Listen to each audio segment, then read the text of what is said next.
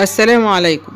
مسلسل فلوجة يثير الجدل في تونس منذ أولى حلقاته. إليكم التفاصيل. أثار عرض مسلسل فلوجة في أولى ليالي شهر رمضان هذا العام جدلا واسعا في تونس، إثر بث الحلقة الأولى مباشرة، وتناولت ردود الفعل بين اعتباره يروج للانحطاط الأخلاقي والبذاءة ويضرب مؤسسة المدرسة التونسية، وبين أن يكون انعكاسا للواقع ولمشاغله، فيما نادى البعض بإيقاف بثه.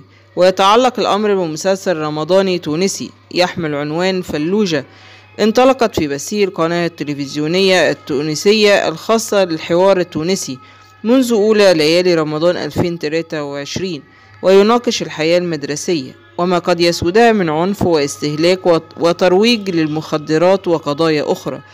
وفلوجة من إخراج سوسن الجمني، ومن الأسماء المعروفة المشاركة فيه نذكر محمد علي بن جمعة ومحمد مراد وشاكرة رماح وسارة تونسي وفارس عبد الدايم وغيرهم. في هنا السياق دون لسعد اليعقوبي كاتب عام جامعة التعليم الثانوي، تتبع الاتحاد العام التونسي للشغل وزارة التربية، وقعت عقدا مع صاحب القناة وسمحت بتصوير مسلسل فلوجة بمعهد رادس بعد أن حولوا اسمه إلى معهد بورقيبة مقابل التبرع ببعض أساس التصوير للمعهد المذكور.